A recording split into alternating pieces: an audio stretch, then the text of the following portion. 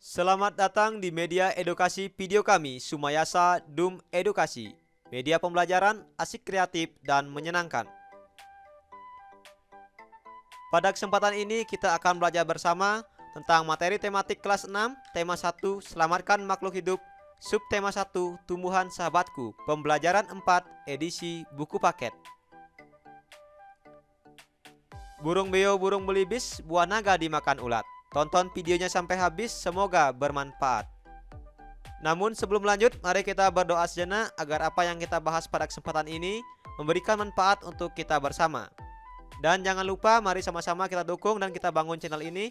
Klik subscribe, like, dan share agar video ini dapat lebih memberikan manfaat. Baiklah adik-adik, pada kesempatan ini kita akan melanjutkan pembelajaran berikutnya, yaitu untuk pembelajaran kelas 6, tema 1, Selamatkan Makhluk Hidup, subtema 1, Tumbuhan Sahabatku, edisi buku paket, untuk pembelajaran keempat.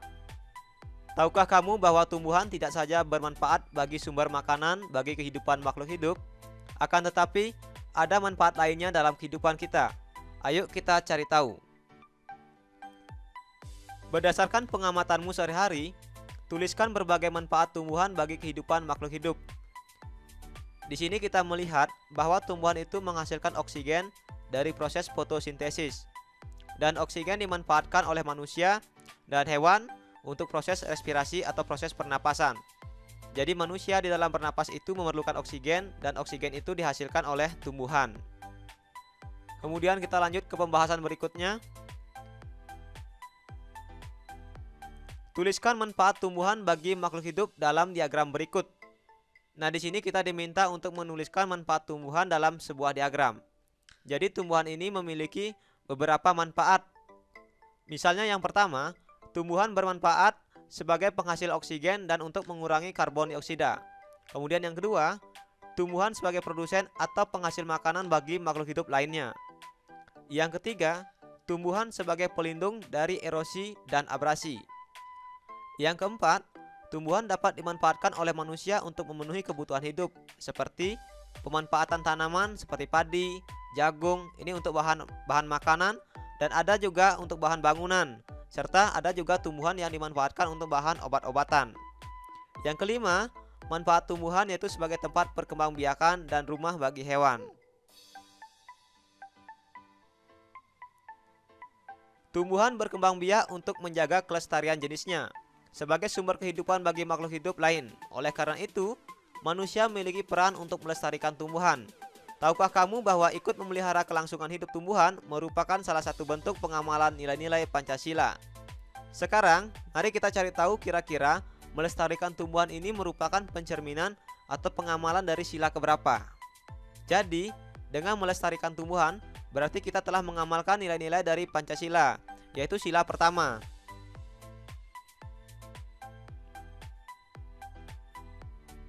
Ayo membaca. Di pelajaran 1, kamu sudah membaca teks tentang bagaimana jagung berkembang biak dan membuat catatan pada diagram.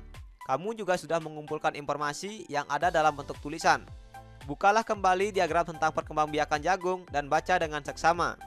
Berikut adalah ide pokok dari paragraf 1 dan kesimpulannya.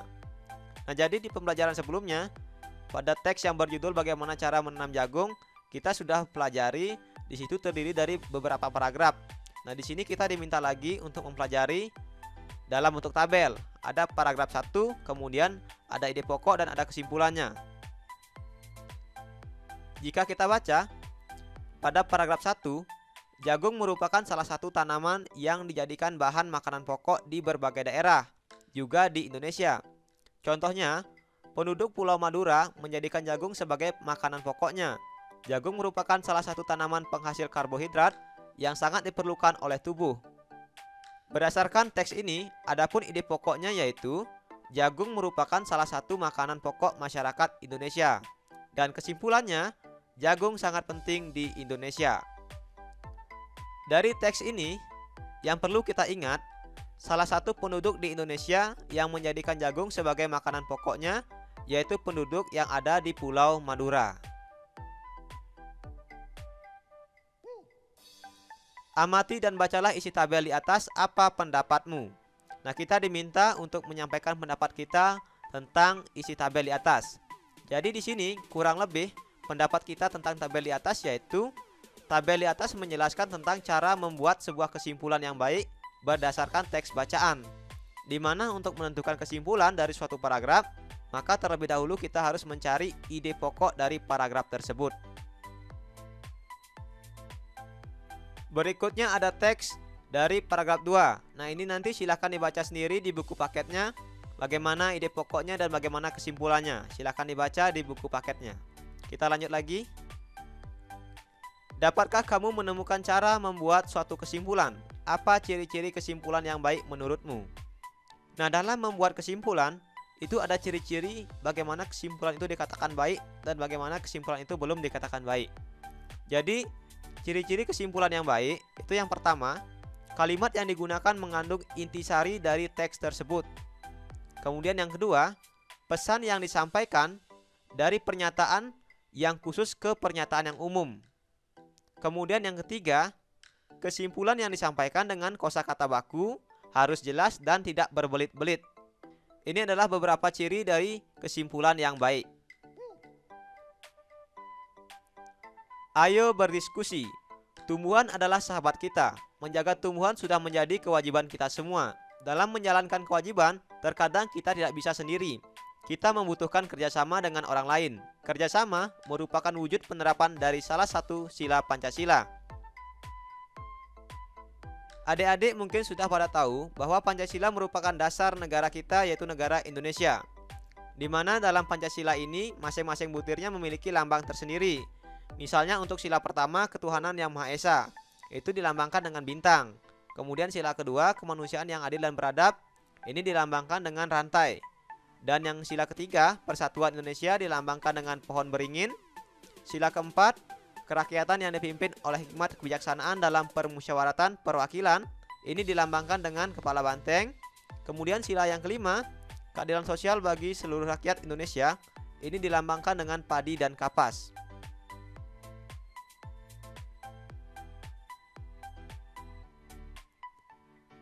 Amati kedua gambar berikut. Nah, di sini ada dua buah gambar. Tuliskan isi cerita masing-masing gambar di atas.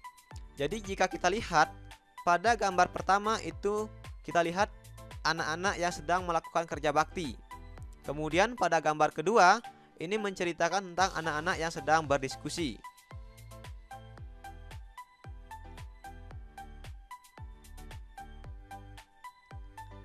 Nilai-nilai Pancasila dari sila keberapakah yang terkandung dalam kedua sikap pada gambar di atas? Tuliskan penjelasanmu dengan singkat. Jadi dari kedua gambar itu, gambar yang pertama yang menceritakan anak tentang bekerja bakti atau gotong royong, ini kira-kira pengamalan sila keberapa?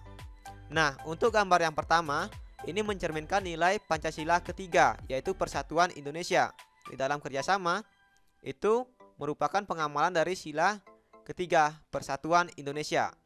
Kemudian untuk gambar yang nomor 2 menceritakan anak-anak sedang berdiskusi, ini merupakan pencerminan dari sila keempat, yaitu kerakyatan yang dipimpin oleh hikmat kebijaksanaan dalam permusyawaratan atau perwakilan. Diskusi merupakan pengamalan dari sila keempat, yaitu bermusyawarah. Selanjutnya, carilah 3 contoh sikap dalam kehidupan sehari-hari yang sesuai dengan nilai-nilai sila ketiga Pancasila. Nah, di sini kita diminta untuk menuliskan sikap dalam kehidupan sehari-hari yang sesuai dengan sila ketiga Pancasila. Kita tahu bahwa bunyi sila ketiga yaitu Persatuan Indonesia. Kira-kira sikap-sikap seperti apa yang sesuai dengan nilai-nilai sila ketiga itu? Yang pertama yaitu menjaga hubungan persahabatan dengan semua teman. Karena dengan menjaga hubungan persahabatan berarti kita telah menjalin persatuan. Yang kedua, melakukan upacara bendera dan peringatan hari-hari nasional lainnya. Dan yang ketiga, mencintai produk-produk dalam negeri. Ketiga contoh ini merupakan pengamalan dari nilai-nilai sila ketiga Pancasila. Ayo berlatih. Siti membaca pengumuman tentang harga penjualan kentang. Kentang adalah salah satu tumbuhan yang berkembang biak secara vegetatif, yaitu dengan umbi batang. Siti memperoleh informasi tentang harga kentang di salah satu toko adalah sebagai berikut. Toko tersebut hanya menjual 50 bungkus untuk paket 1 kilo dan 75 bungkus untuk paket 5 kilo. Berapa uang yang akan diperoleh toko tersebut apabila semua paket terjual? Diketahui untuk paket 1 kilo ini harganya 6.500 per bungkus. Kemudian untuk paket 5 kilo itu harganya 30.000 per bungkusnya. Bagaimana cara mengetahui berapa uang yang akan diperoleh? Kita lihat pembahasannya. Diketahui toko tersebut menjual kentang yang paket 1 kilo sebanyak 50 bungkus dengan harga per bungkus 6.500. Dan toko tersebut menjual kentang paket 5 kilo sebanyak 75 bungkus dengan harga per bungkus 30.000. Berapa uang yang akan diperoleh? Jadi kita jawab dulu. Tadi 1 kilonya itu untuk kentang yang paket 1 kilo ini harganya 6.500, ada 50 bungkus. Jadi di sini 50 bungkus dikali 6.500, hasilnya 325.000. Kemudian selanjutnya untuk yang paket 5 kilo kan ada 75 bungkus. Satu bungkusnya harganya 30.000. Jadi 75 dikali 30.000 sama dengan 2.250.000. Pertanyaannya, berapa uang yang akan diperoleh? Berarti uang ini kita jumlahkan. 325.000 ditambah 2.250.000 sama dengan 2.575.000. Jadi uang yang akan diperoleh sebesar 2.575.000.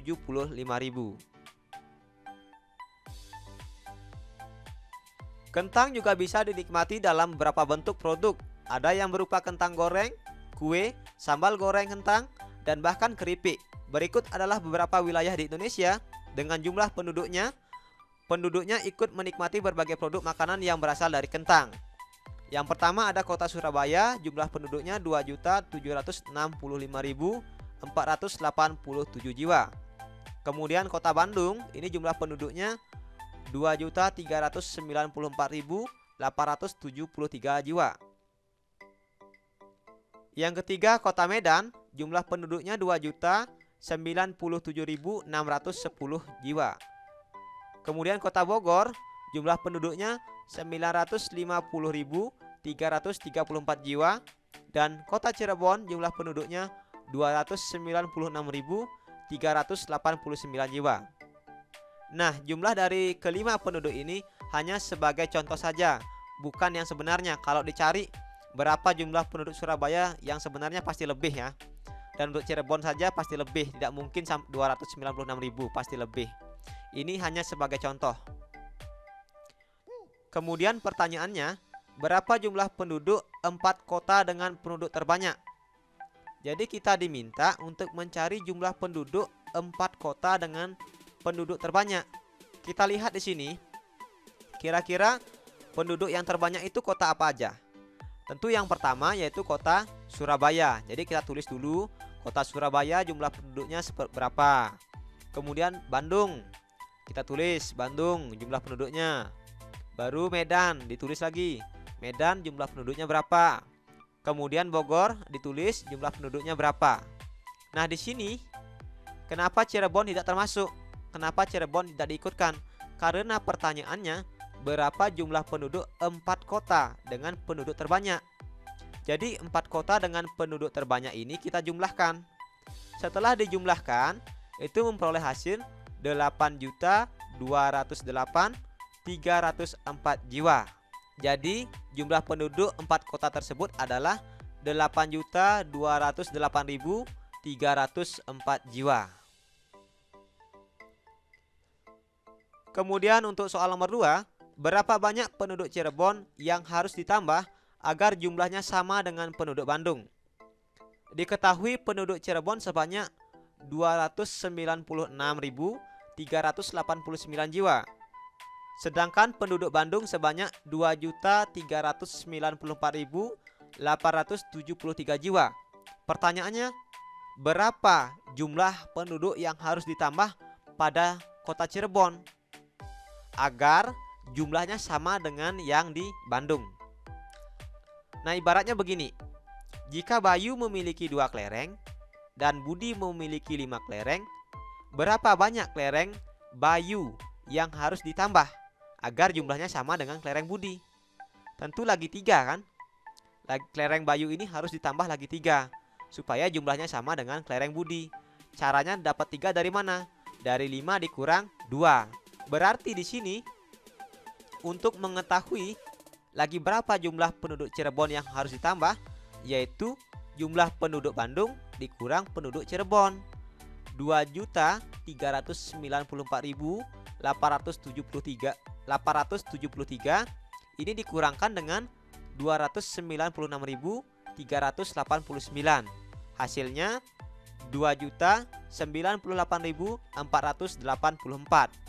Nah, jadi banyak penduduk Cirebon yang harus ditambah yaitu 2.098.484 jiwa.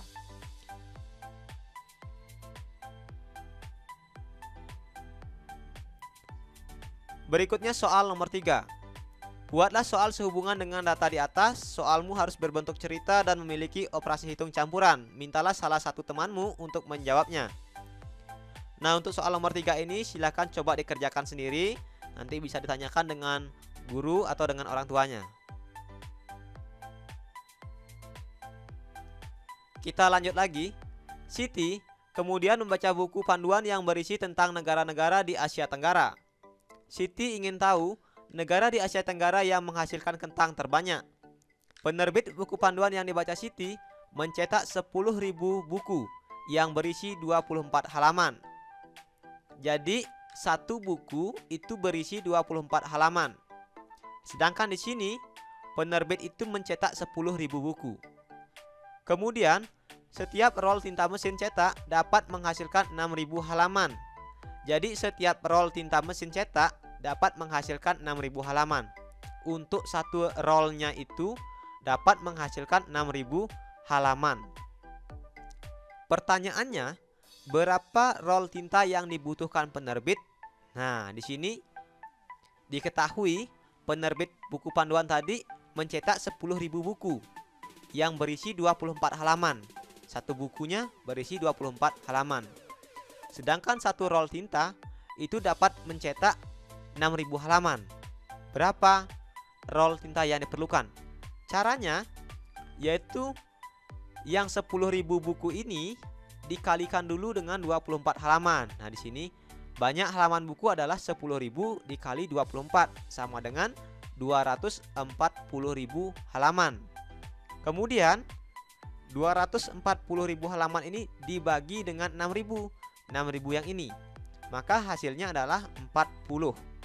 Jadi banyak roll tinta yang dibutuhkan yaitu 40 roll.